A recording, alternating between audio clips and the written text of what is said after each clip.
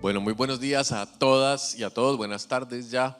Un gusto estar con ustedes. Estoy un poco intimidada por el tamaño de la pantalla, no sé muy bien por dónde ponerme, pero bueno, espero que esto no afecte la charla. En primer lugar, bueno, quisiera agradecer a Socajas por esta invitación tan amable y tan especial para hablar del tema de la economía regenerativa, y también pues a David y al FGA por el patrocinio y la posibilidad pues de estar con ustedes. Espero que no se arrepientan. Y, y quisiera empezar, antes de entrar en materia, pues agradeciéndoles por la incidencia que han tenido las cajas de compensación en los colombianos, pero sobre todo en mi vida. Yo crecí utilizando los servicios de las cajas de compensación, de varias de ellas. Y mi primer recuerdo de conexión, digamos, con lo silvestre proviene de los centros vacacionales. A los 7 años, y estamos hablando de los años 70, mi papá nos llevó por primera vez a acampar a un centro vacacional. Y por supuesto, para una niña de 7 años, de 8 años, aparte de la piscina, que siempre es el espacio donde uno se va disolviendo con los días, la posibilidad de perseguir lagartijas, de capturar mariposas, bueno, por fortuna siempre las pude liberar, o de ver las avispas, sentir siempre tarde o temprano cuando tú molestas a las avispas te pican, sin nada, sin efectos graves, o caminar por los bosques que a uno le parecían inmensos, selvas gigantescas, pues hizo una diferencia que después compartí con mis propios estudiantes cuando hacía salidas de campo a los centros vacacionales para trabajar temas de ecología, temas de sostenibilidad ya en ese momento. Así que muchas gracias, porque mi vida ha estado, digamos, positivamente atravesada por el trabajo que ustedes hicieron en el pasado y siguen haciendo cada vez mejor. Me invitaron básicamente a que conversara un poquito sobre el tema de las economías regenerativas, pero yo no soy economista, digamos, o no tengo una formación específica, pero a mí sí me suena que cuando uno habla de economía regenerativa está hablando de ecología, está hablando de una economía que tiene en consideración la capacidad de perdurar a lo largo del tiempo, creando mejores condiciones para la producción, para el desarrollo. Lo regenerativo en la economía estaría en esa capacidad de darle continuidad a los procesos que la sostienen. Y bueno, ustedes saben que economía y ecología provienen de la misma raíz, y finalmente cuando uno va a fondo encuentra que es exactamente lo mismo. Lo que pasa es que sus marcos, digamos, epistemológicos han tenido desarrollos históricos distintos, pero hoy en día nos vamos dando cuenta que el lenguaje incluso va convergiendo. Y por eso el título digamos, el subtítulo o el segundo título de la charla tiene que ver con esa noción de que las economías regenerativas nos llaman siempre a pensar en la bioeconomía, es decir, en una economía para la vida. Y en particular, desde mi perspectiva como rectora de una universidad que trabaja el emprendimiento sostenible, la posibilidad de que toda innovación productiva, toda innovación económica, toda norma o perspectiva económica debería promover el emprendimiento sostenible basado en la vida, es decir, cómo paulatinamente vamos enriqueciendo o recuperando las capacidades de producción de bienestar a partir de la comprensión del funcionamiento de los sistemas vivientes. Y en ese sentido, pues miran ustedes este dibujito sobre los microorganismos que están en el suelo trabajando continuamente y trabajando gratis. Además, para nosotros estamos viendo biodiversidad que además no la vemos a menos que metamos las manos en el suelo o las pongamos en un microscopio, no la vemos haciendo esa tarea, pero que hacen una parte fundamental de la economía. Por eso hoy en día uno de los aspectos más importantes de las actividades regenerativas, de la promoción de sostenibilidad en aspectos de producción agropecuaria o forestal, tienen que ver con la recuperación y sanación del suelo como el elemento central de lo regenerativo. Porque en el suelo, pues obviamente se producen la mayoría de procesos ecológicos que nos permiten subsistir. Entonces, cuidar el suelo es un mensaje genérico que hoy en día damos en todas partes y que tiene mucho que ver con la posibilidad de tener economías regenerativas. Permítanme, voy para atrás. No sé si es la primera ya o me pasé. Esta la ya. Bueno, este es para arrancar digamos, un marco que creo que va a ser muy importante en las consideraciones sobre lo regenerativo y en las consideraciones sobre la bioeconomía. Y tiene que ver con la comprensión del patrimonio biológico con el que cuenta un territorio, con el que cuenta un país, en este caso como Colombia. Este trabajo lo hizo Andrés Eter y colaboradores en la Universidad Javeriana, también con el Instituto Humboldt, y habla de cómo sería Colombia sin gente. Ese sería el mapa de Colombia sin gente. Y uno dice, tan bonito. Y uno mira los comentarios debajo de las publicaciones, digamos, en las redes, y todo el mundo dice, es que Colombia es una maravilla. ¿Cómo es de linda sin gente? Claro, hay muchos que pensamos a veces que sí, de golpe hay algunos que sobramos, otros sería chévere que se fueran, pero no queremos que el país se construya sobre la base de excluir a nadie y tampoco de que no haya gente. Algunos dicen, no, pero así era cuando llegaron los españoles porque los indígenas estaban ahí metidos en la naturaleza y no se dejaban ver. Lamento decirles que no, que cuando llegaron los españoles ese mapa ya estaba completamente cambiado y tenía unos niveles de transformación importantes en muchas partes. Y tenía guerras, y tenía escasez de alimentos, y tenía inundaciones. Es decir, era un país que tenía una dinámica social y ecológica compleja. Entonces, cuando pensamos en la biodiversidad como esa fuente de bienestar, como ese espacio de oportunidades, recordemos que somos los seres humanos los que le damos ese sentido, los que con la cultura tenemos la posibilidad de transformar los ecosistemas en distintas direcciones, y a eso voy a hacer referencia. Y bueno, unos amigos nuestros que llegaron a Colombia lamentablemente de una manera inesperada, ilegal, se establecieron y se convirtieron en una población feliz en el Magdalena Medio. Yo creo que dicen que ya está cercana a los 200 ejemplares más o menos, creciendo porque están muy felices, comen, hacen su propio ecosistema. Es más, están generando beneficios económicos al punto de que la gente va a Puerto Triunfo, a las zonas donde está dispersa la especie hoy en día, a tratar de avisorarlos, porque hay que ir a ver hipopótamos. Entonces hay la posibilidad de tener un tour turístico para ir a ver hipopótamos. Y hay gente que está ganando plata haciendo negocios con los hipopótamos, y negocios con los hipopótamos vivos además. Hipopótamos que otros quisiéramos ver muertos, no voy a decir que no, porque son una plaga, son una enfermedad ecosistémica muy delicada, son unos animalitos bastante peligrosos para los seres humanos y no quisieran que estuvieran ahí. No se pueden llevar al África, no se pueden llevar a un zoológico, todo lo que la gente propone todos los días en las redes sociales es imposible, pero están generando dinero. Entonces dice uno, bioeconomía. Bioeconomía basada en hipopótamos, esto es biodiversidad. ¿Por qué se van a llevar los hipopotamitos? Si son como las gallinas, o es que las gallinas son nativas. Perdón, pero las nativas no son silvestres, no acaban con el ecosistema directamente. Pues a veces las gallinas se comen más cosas de las que uno cree, pero ¿esto es lo que llamamos bioeconomía? Yo creo que no. Ahora tenemos cosas más delicadas, más controversiales.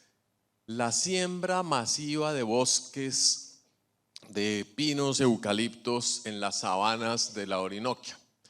En los últimos meses ha habido un gran debate en las redes sociales sobre la pertinencia las bondades que tendrían o no estos bosques. Un profesor colega de la Universidad de los Andes nos dice, no me gusta porque estamos sembrando bosques de especies foráneas en ecosistemas de sabanas donde eventualmente no deberían estar. Entonces, bajo ese razonamiento, yo digo, ¿qué debería estar en dónde? ¿Dónde hay espacio para las gallinas? ¿Dónde hay espacio para el maíz, para el arroz? Uno dice, el arroz, el criterio para tener arroz debería ser distinto al criterio para tener eucaliptos. Estamos hablando de un cultivo que se desarrolla en un área con un ecosistema que se modifica para aprovecharlo económicamente. Deberíamos dejar que todas las sabanas de la Orinoquia, entre 5 y 15 millones de hectáreas que no están protegidas por norma, nadie las está, digamos, legalmente, no tienen un régimen específico de conservación, probablemente haría falta una parte, las vamos a dejar como sabanas silvestres sin utilizar por el prurito de no transformarlas. ¿Por qué tenemos esa noción de que la transformación de los ecosistemas es negativa? Es una transformación casi que perjudicial. Y yo creo que tiene que ver con la forma en que hemos llegado a pensar en la naturaleza, porque como pues estamos en un momento de crisis, la naturaleza en esa manera de pensarla se está volviendo escasa y quisiéramos que se mantuviese o que hubiese más naturaleza en todas partes y nos cuesta trabajo aceptar que se puedan sembrar. Por el momento hay unas 100.000, 150.000 hectáreas sembradas de plantaciones forestales. Piensen que hay 1 millón de hectáreas ya sembradas. El 5% de la tierra de sabanas sembrada con cultivos forestales con un propósito comercial, por supuesto. Incluso un propósito comercial no de aprovechamiento directo, sino de captura de carbono, por ejemplo, que esa es una parte de la bioeconomía importante actual. Entonces, la pregunta para ustedes es, ¿cuáles son las transformaciones aceptables de lo silvestre que tiene Colombia y en qué sentido deberíamos dirigirlas? Personalmente, me parece excelente que se siembren bosques en las sabanas de la Orinoquia, de la Altillanura, dentro de ciertos parámetros, con ciertas reglas y con una perspectiva de generación de recursos financieros y de empleo y de capacidades para que esta región pueda invertir en bienestar. Ahora, hay un argumento, esas tierras habían sido manejadas por los pueblos indígenas de maneras ancestrales de otra manera y el cultivo de bosques ha desplazado a estos pueblos. Entonces, la pregunta es delicada, tiene que ver con los derechos humanos, tiene que ver con la historia reciente de la sociedad en este ecosistema. Y encuentra uno que realmente en los llanos se cometieron atrocidades y desplazamientos masivos de pueblos indígenas desde los años 30, 40 del siglo pasado, y de que hay muchísimas injusticias que se han cometido. La pregunta es, ¿ese escenario de los años 30 y 40 es el mismo al de hoy? ¿O tendríamos la posibilidad de resarcir, recomponer parte de los acuerdos sociales y ecológicos bajo un diseño distinto del paisaje? Porque los pueblos indígenas que hay en la actualidad, primero han sido desplazados muchas veces de sus áreas, digamos, tradicionales, han sufrido transformaciones culturales importantes también, tienen expectativas especiales también diferentes a las que pudieron haber tenido sus bisabuelos y tatarabuelos, tienen autonomía y capacidad de pensarse a sí mismos en un modelo distinto. Podríamos tener una economía, una visión del territorio regenerativa en la que los pueblos indígenas sean dueños de bosques que capturan carbono y con esos, por ejemplo, con esos ingresos puedan desarrollar actividades definidas autónomamente? Yo no tengo la respuesta. Indudablemente la respuesta es una conversación con ellos, con los pueblos indígenas, las autoridades. Sin embargo, hemos sido a veces más papistas que el Papa y hemos tratado de responder por los indígenas. Y decir, no, no, no, ustedes como pueblos indígenas deberían mantenerse silvestres, ustedes deberían mantener sus modos de vida tradicionales. ¿Por qué? ¿Por qué nosotros vamos a decirle a otras sociedades cómo deben vivir? Ahí hay unos elementos de colonialismo importantes que en la democracia deberíamos ser capaces de resolver, y en el derecho, por supuesto. Parte de la discusión sobre la transformación de los espacios que llamamos naturales, yo prefiero decir que silvestres, tiene que ver con que creemos que todas las transformaciones producidas o inducidas por los seres humanos tienen efectos negativos, como les decía, son deletéreas, esa es la palabra, destruyen. Entonces, cortar un bosque es un ecocidio. Desecar un pedazo o una parte de un humedal o mover un río de su cauce es un delito ambiental y una inmoralidad. Claro, lo pensamos ahora así porque en muchos casos en la historia lo hemos hecho mal y hemos causado desastres al hacerlo, pero no es la regla. Las transformaciones ecológicas del territorio que hemos desarrollado los seres humanos no necesariamente conducen a desastres. Si no, no estaríamos acá presentes, no seríamos 9 billones de seres humanos. Claro, hay un indicador muy grave detrás, y es que sí hemos suplantado o cambiado la diversidad silvestre por biomasa humana. Es decir, hoy en día somos 8.000 millones de personas y más porque hemos producido una crisis de las demás formas de vida. Entonces, nuevamente la pregunta, ¿podríamos regenerar la biodiversidad, recuperarla y seguir siendo 8.000 millones de seres humanos en este planeta? Depende, depende cómo. Si todos tenemos 3 carros y si todos consumimos como un norteamericano promedio, como un japonés promedio, no hay manera, eso no es compatible. Pero si todos vivimos como un colombiano promedio de hace 5 años, sí, porque estábamos en huella ecológica equivalente a la capacidad de carga, digamos. Entonces, bajo ciertos parámetros de consumo, de solidaridad, de ordenamiento institucional, se puede. Estas son cifras asociadas con servicios ecosistémicos, cómo las actividades humanas modifican el funcionamiento de los ecosistemas y al modificarlo producen cambios en los beneficios que nosotros mismos podemos obtener. Aquí están números también para las sabanas de la Orinoquia. Doy muchos números al respecto en estos días porque estamos trabajando allá, de la Universidad Nacional, donde nos dice cuáles son las capacidades de captura de carbono por ecosistema silvestre versus las capturas de carbono por ecosistemas transformados. Y ahí hay números que ustedes pueden comparar, si los pastizales capturan. Ahora, si uno tiene como objetivo maximizar la captura de carbono, ¿qué debería hacer? Debería tener plantaciones forestales y bosques tropicales, alguna de las dos. ¿Se pueden mezclar?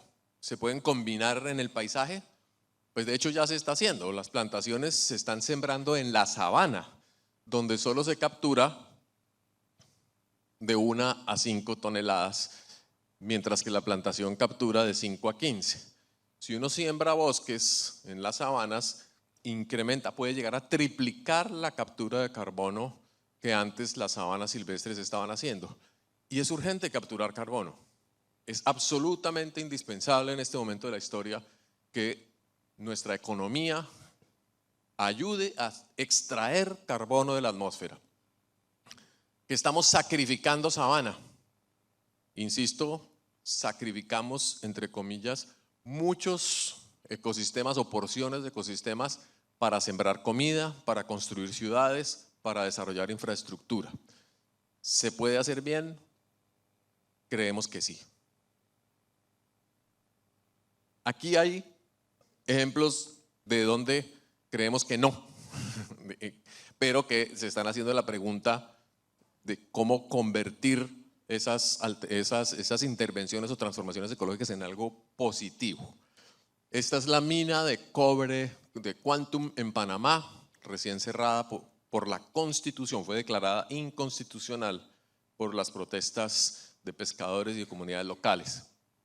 Al lado tienen la expansión de cultivos de soya en el sur de Brasil y en Paraguay. Aquí tienen la instalación de minería de litio en el Salar de Uyuni, que también ha sido, digamos, denunciada por los pueblos indígenas y locales bolivianos y argentinos.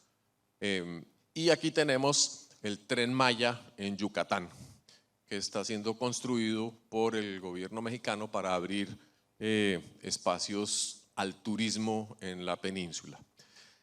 En cada uno de estos casos hay grupos de personas que están en contra de los proyectos y grupos de personas que están a favor.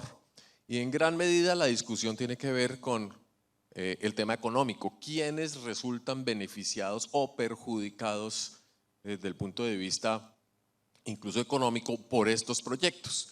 Y ahí es donde está realmente la nuez de la discusión, el tema distributivo.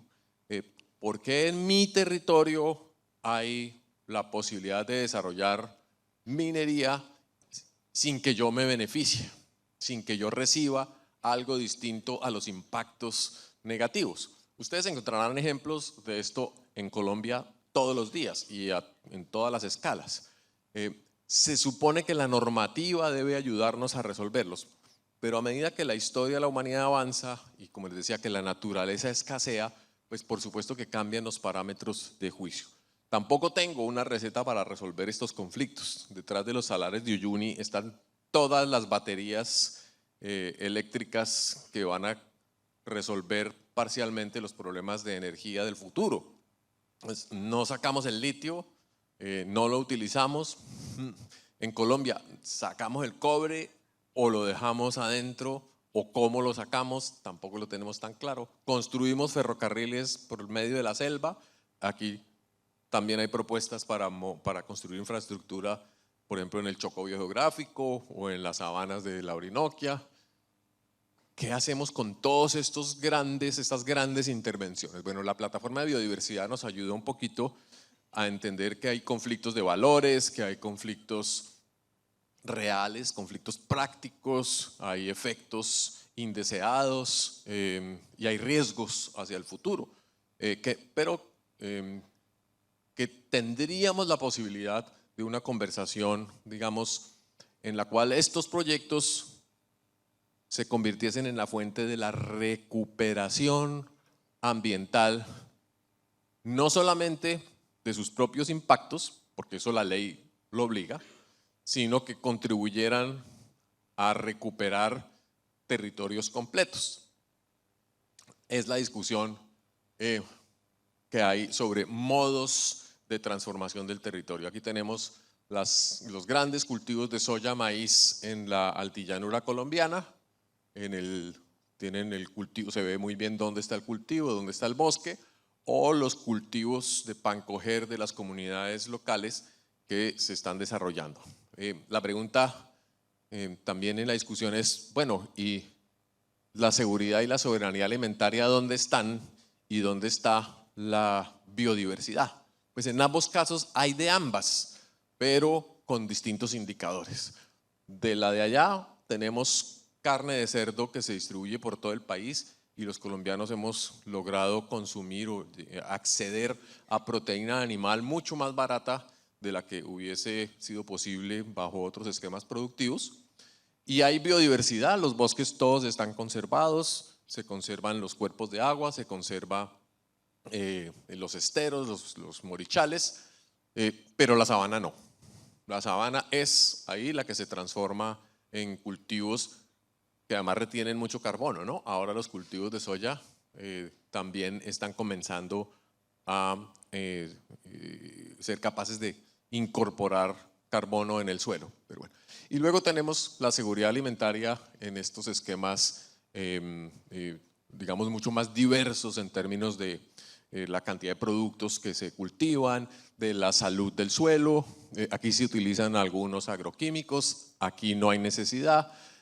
Aquí hay una historia o unos temas de involucramiento de la comunidad directamente en las actividades productivas. Es decir, son dos formas culturalmente contrastantes que nos hacen la misma pregunta. Hay una que es correcta, hay personas que dicen sí, yo bajo ninguna circunstancia me iría por la agroindustria de calidad y hay que suspender eso, eso no es lícito, no es bueno porque ese es el modelo con el que el planeta se está acabando. Viceversa, otros dirían, sí, esta puede ser la correcta, pero no es suficiente para darle de comer a 8.000 millones de personas en el mundo o a 40 millones de colombianos. Es muy buena para la comunidad local, pero no produce excedentes para los demás. ¿Para dónde cogemos? Son disyuntivas que no son tan radicales, realmente hay una gran gama de grises en medio de las dos. Yo estoy aquí exponiendo los ejemplos, digamos, como más drásticos. Pero todo eso ha llevado a casi que a una discusión muy política y estética y ética, en la cual uno ve un proyecto minero en las redes sociales y inmediatamente lo rechaza. Dice, no queremos tener eso con nosotros. Y nos paramos en la vía y cerramos la vía. Mineros sí en los casos en que se hace bien, pero quienes son mineros acaban siendo acusados de estar destruyendo el mundo, y quienes están en medio de la discusión dicen es que la minería destruye el paisaje, destruye los servicios ecosistémicos. Piensen ustedes en el hueco de Cerrejón. Es feo, es terrible. Pues no, a mí no me parece terrible, a mí me parece un hueco. En el planeta se pueden abrir huecos y se rellenan y se vuelven a mover, el paisaje se diseña, se rediseña y la ley lo exige. Cerrejón cierra dentro de 12 años y deja el paisaje mejor del que encontró hace 50, porque cuando empezó Cerrejón el territorio ya estaba extremadamente degradado por erosión y malas prácticas agropecuarias, pero nadie se acuerda de eso. Ahora lo que vemos es el hueco. Este es el planeta, están las mismas, todo el planeta.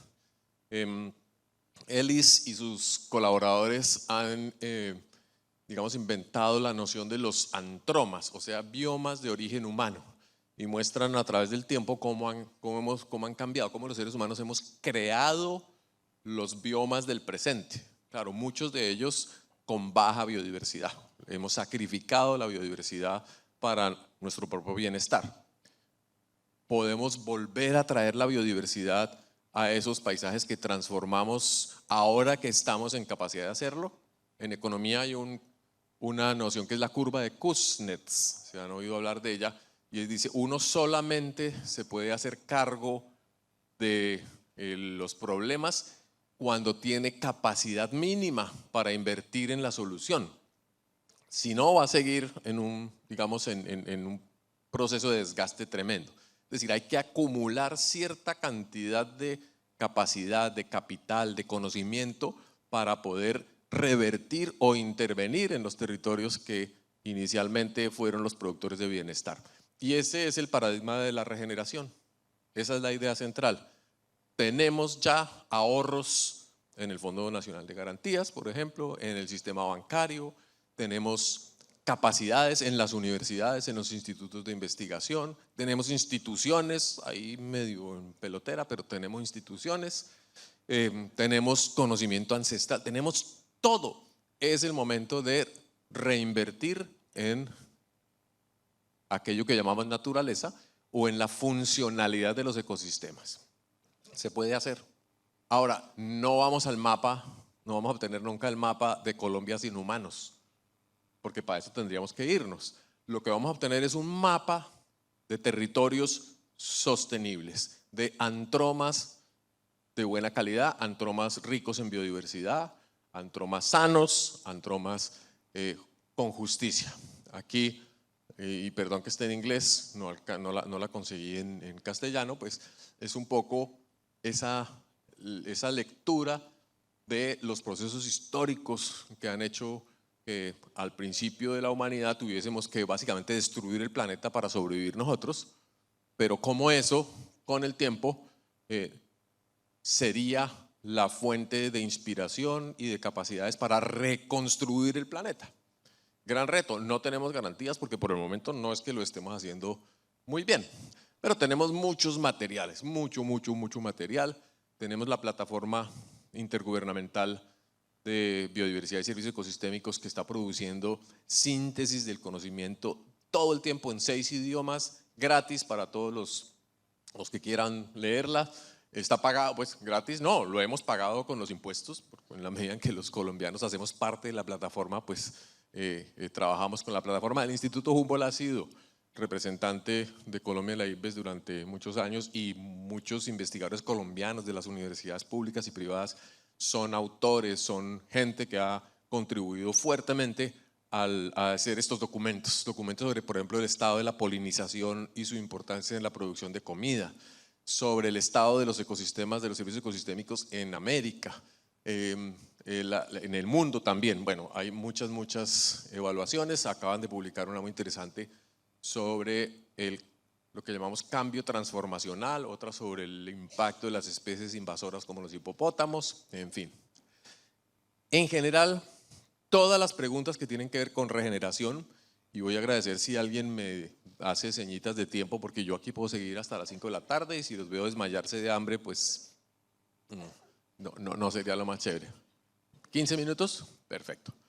Entonces, lo que hay detrás realmente para poder hablar de una economía regenerativa, de una perspectiva de intervenciones positivas de lo humano en los ecosistemas, es la gestión de los servicios de los ecosistemas. Es decir, no pensar la biodiversidad como los listados de pajaritos, de ranas, de anfibios, que claro, nos llenan de emoción cuando nos dicen es que Colombia otra vez es el país que en un día logró registrar mayor cantidad de especies de aves, el Global Big Day, 530 especies en Cundinamarca, no, es que el país de los padres. Y al día siguiente se nos olvida o no hacemos nada para que sigan sobreviviendo. ¿Y por qué? Porque es que los individuos con los que contamos la biodiversidad, pues digamos son inmanejables. Es muy difícil.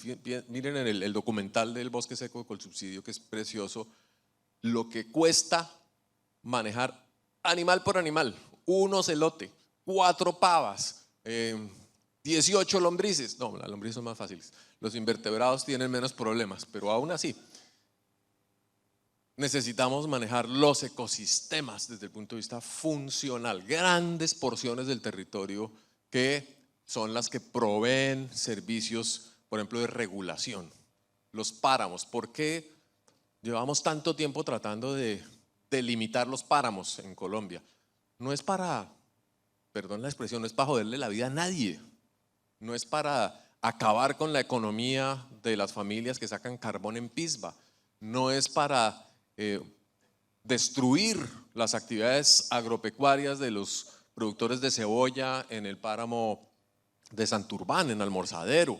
No, hay una razón de proteger el agua, la calidad del agua que reciben el resto de colombianos que están abajo. Entonces hay que llegar a un acuerdo, hay que llegar a acuerdos entre quienes son los usuarios del agua y quienes están afectando la provisión de agua de manera negativa. Pero por supuesto no hay que echarle la policía a nadie, así lo único que hacemos es incrementar la conflictividad. Lo digo porque en alguna visita que yo hice a Pisba hace poco tiempo, las comunidades campesinas estaban muy bravas conmigo, pero muy bravas porque yo había participado en el proceso de criterios de delimitación y lo interpretaban como un atentado contra la presencia campesina en los páramos. Y yo dije, no, pues lejos de mí, lejos del Instituto Humboldt, lejos de nuestra actividad como científicos, hacer eso. Pero lo que sí decimos es que, y no vamos a decir mentiras, es que quemar el páramo para tener una vaca no le conviene a Colombia y tampoco le conviene a usted. Pero claro, yo sé que usted depende de tener la vaca ahí, entonces requiere una inversión, una transformación, un trabajo en el cual le reconozcamos que tiene derecho a vivir, que tiene derecho a trabajar, a ser parte del territorio. Y eso pues hablémoslo. Me hicieron pedirles perdón. Doctora Brigitte, usted tiene que pedirle perdón al campesinado colombiano, así, de ese tamaño. Le digo, pues claro que sí, no falta más. Si consideran que erré y que hice algo mal, les pido excusas. Pero después de eso, que venga la reparación. Les dije, yo estoy dispuesta a reparar. Si hice algo mal, sentémonos y miremos qué es lo que hay que hacer. Hay que sustituir la ganadería de páramo, hay que sustituir la papa mal producida en el páramo, hay que sustituir las actividades productivas de la cebolla en los sitios que les dije. ¿Ustedes están de acuerdo en que hay que hacerlo? Como el Chavo del Ocho. Pues no, porque nosotros sabemos manejar el páramo. Y yo, como el profesor Girafales. Qué pena, no. La evidencia es que no. Estamos destruyendo el páramo, estamos contaminando las fuentes de agua. No nos digamos mentiras. Entonces, eventos como el que hace un par de semanas promovió el Ministerio de Agricultura para un acto de reivindicación con los campesinos de páramo porque el país los persigue, los acusa de destruir el páramo, pues es innecesario. Las excusas hay que pedirlas porque no hemos encontrado una solución para que vivan bien sin necesidad de afectar negativamente el páramo. Eso sí, y ahí hay una acción del Estado que está pendiente, porque es el mismo Ministerio de Agricultura el que hace 15 años le prometió al Humboldt un fondo de transformación de prácticas agrícolas no sostenibles y nunca ha puesto un peso.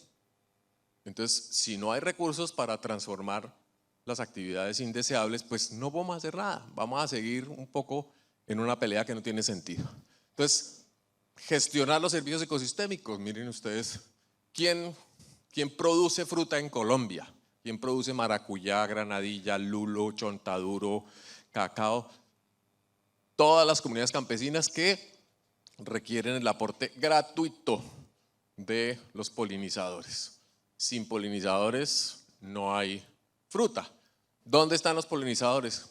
En el bosque silvestre, en los bosquecitos de las quebradas, están en las maticas de monte. Entonces, si uno tumba más monte del que necesita con la expectativa de ganar más plata con la fruta, pues le toca polinizar con niños. Mano de obra infantil, porque ellos sí pueden meter los deditos en las frutas. No es buena idea poner a trabajar a los niños 18 horas polinizando flores de granadilla o de maracuyá. Claro, también las silopas, por ejemplo, las silocopas, que son estos abejorros solitarios que polinizan, hacen daños. Entonces viven en la madera de las casas. Entonces les tapamos los nidos y les echamos agroquímicos, les echamos candela. Sin darnos cuenta nos quedamos sin polinización. Hay que llamar al ecólogo para que ayude a la transición. Y ahí voy terminando porque, digamos, la idea es que debemos ser capaces de construir una propuesta de cambio, de transiciones, de formas de habitar el territorio insostenibles a formas cada vez más sostenibles. El Instituto Humboldt también ha hecho un esfuerzo muy grande para ir identificando esas formas de transitar. Hoy en día hablamos de transición energética sobre todo, pero hay transición agroalimentaria, tenemos que cambiar de forma de comer y comer de manera más sostenible, pero en términos de el ecosistema, de dónde viene la comida que comemos. Entonces, importamos pez basa de Vietnam. Bien, si queremos comer pescado blanco barato, traemos basa de Vietnam. Pero ahora queremos sembrar basa en nuestras represas o cultivar basa en las fincas. Pues no, porque el riesgo de que ese pez aparezca en los ríos, se libere, ya está, además, ya lo hicimos mal, es muy grande. Y Colombia es el segundo país del mundo más rico en biodiversidad en peces de agua dulce. ¿Por qué tenemos que empezar una mala transición? Ya lo hicimos con la tilapia. Espero que al almuerzo no haya mojarra.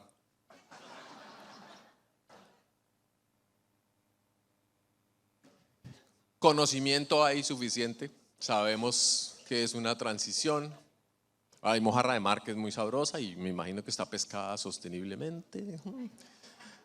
Hay mucha ciencia detrás, no me voy a detener en ello, pero simplemente cada vez hay más conocimiento, conocimiento que proviene de las comunidades indígenas, conocimiento que proviene de las universidades, de la cooperación internacional, conocimiento derivado de la práctica acumulada de comunidades afrocolombianas, de comunidades campesinas, de empresarios. El conocimiento de los empresarios es fundamental, pues no el de los gerentes, probablemente no sepan mucho de polinización, pero yo estoy segura de que el gerente de la Compañía Nacional de Chocolates sabe perfectamente que el bienestar, que su economía y la capacidad de distribuir beneficios a sus accionistas depende de la polinización del cacao, que la hace un mosquito igual al de la malaria, ¿no? Hay que tener cuidado. Entonces, cuando los vaya a picar un mosquito, no, ese no es polinizador, ese le pueden dar con la mano. Entonces, gestión sostenible de servicios ecosistémicos, un cuadro aquí del WWF que nos dice, se puede, lo que necesitamos es emprendimiento. Ahí hago propaganda de la universidad, pero no, en general es emprender acciones para la buena gestión de los servicios ecosistémicos. ¿Por qué no pequeñas empresas de personas que gestionen la polinización, que gestionen la recuperación y la restauración de suelos, que gestionen la captura de carbono? Y ya tenemos muchos negocios de esos, no estoy diciendo nada innovador. Por ejemplo, lo que hay son empresas que traen recursos para la captura de carbono. Hay mucha especulación, es cierto, pero estamos aprendiendo a hacer bien las cosas. También hay buenos mecanismos de inversión de negocios de carbono. Cómo estudiamos las transformaciones también nos ayuda para dejar de echarle la culpa al que nos conviene echarle la culpa. A ver si de golpe nos da una platica, ¿no? Eso pasa con el sector petrolero todo el tiempo. Es que como el petróleo acabó con todo, eso lo oye uno en el Putumayo, en el Casanare, en Arauca, en Barranca Bermeja, en todas partes. El petróleo acabó con todo y además causa el cambio climático. Y uno empieza a decir, bueno, pero sí, acabó con todo, ¿eso qué significa? No, es que acabó con todo la contaminación. Estudiémoslo con detalle, hicimos un atlas sobre los oleoductos en los llanos orientales y demostramos que ni la construcción ni la operación de los oleoductos ni la extracción del petróleo mismo ha acabado con todo. Ese es el cuadro de las transformaciones del territorio. Sí, ha causado, por ejemplo, en verde la pérdida de ciertos bosques, indirectamente es lo que ha pasado en el territorio, ni siquiera que la ha causado, hay correlación, pero también ha permitido y hay correlación con la recuperación de muchos bosques porque hay compensaciones, porque hay gestión territorial, porque hay autoridades ambientales. Entonces, el petróleo ha acabado con muchas cosas, pero también ha contribuido a recuperar y a regenerar muchas otras. Veamos la historia completa y sobre todo dejemos de echarle la culpa a los demás de cosas que no conocemos bien. Hoy en día hablamos entonces de combinar preservación, restauración, reconstrucción ecológica y regeneración. No me voy a detener en ello, tengo 2 minuticos más para terminar, pero hay muchas perspectivas que regulen la intervención humana más allá de los estudios de impacto ambiental o de las consultas previas o de los instrumentos de gestión del territorio. Podemos hacer un manejo de servicios ecosistémicos de una manera mucho más inteligente y de una manera mucho más sostenible. Y en Colombia, el país de la megadiversidad, eso debería ser el pan de cada día. Creo que esto lo vieron ayer, el marco de las culturas regenerativas, las, digamos, nociones de la ecología que soportan todo toda esta propuesta a partir de las ideas de cómo se restaura. Los temas de ejemplos, negocios, por ejemplo, la ganadería sostenible en Colombia, si se está haciendo, si funciona, si no funciona. Y un marco de análisis que yo creo que es bastante novedoso, que es el de la iniciativa global One Health, una sola salud, que permite vincular la salud de todas las poblaciones animales y vegetales con la salud humana, con la salud del territorio, y nos ayuda a entender cuáles son los efectos indeseables de nuestras transformaciones, porque afectan, digamos, nuestra salud, incluso nuestra salud mental. Creo que la charla que me precedió, Eike, donde está nuestra conferencista, un gusto, hizo énfasis en la necesidad de entender que nuestra salud mental es muy vinculada con la persistencia de lo silvestre y la experiencia que desde niños necesitamos tener para crecer sanos. Esta es una sala salud, o la iniciativa de Positivos para la Naturaleza, que sigue los lineamientos del Convenio de Diversidad Biológica. Podemos transformar el mundo sin sacrificar todo el bienestar, es decir, no necesitamos volver a ser miserables, por decirlo así, para salvar el planeta. Puede que necesitemos decrecer en algunos aspectos, consumir menos de ciertas cosas, pero podemos convertir esos consumos en otras cosas, porque todos sabemos que el dinero solo no es satisfactorio, no nos da la felicidad. Todos lo decimos, pero no pensamos hasta cuánto dinero y cuánto deberíamos invertir en el bienestar del planeta. Pero ustedes en Asocajas lo hacen todo el tiempo, invierten en recuperar el bienestar del planeta, y creo que con eso cierro, y con esta diapositiva final sobre cuáles serían algunos de los elementos que podemos en la práctica y como cajas desarrollar, ya lo están haciendo, insisto, para hacer para construir una economía regenerativa. Seguir trabajando en el tema de turismo, indudablemente, con una perspectiva cada vez más de enriquecer las experiencias de las personas que participamos de estos programas, también de recreación urbana y de transformación de los ecosistemas urbanos. Ahí hay una tarea muy grande. Innovación gastronómica, alimenticia, del diseño de objetos, de cosas, de todo. Todos los temas que tienen que ver con microorganismos, indudablemente gran parte de las soluciones del futuro van a venir del buen manejo de los microorganismos, y hay cosas maravillosas con los hongos, muchísimo, nuevas sustancias, la bioprospección, certificación de productos del bosque. Es decir, lo que hay es opciones, necesitamos es como desencadenar una ola de emprendimiento que nos ayude a lo regenerativo. Yo tenía unos elementos así como unas fotos sobre el uso de la tecnología, más listas, más cosas, pero bueno, finalmente los dejo con una imagen que ya se fue antes que yo, sobre, con las dos preguntas sobre el tema que siempre nos perturba más, y es: ¿seremos capaces de ponernos de acuerdo en una agenda de economía regenerativa? Muchas gracias.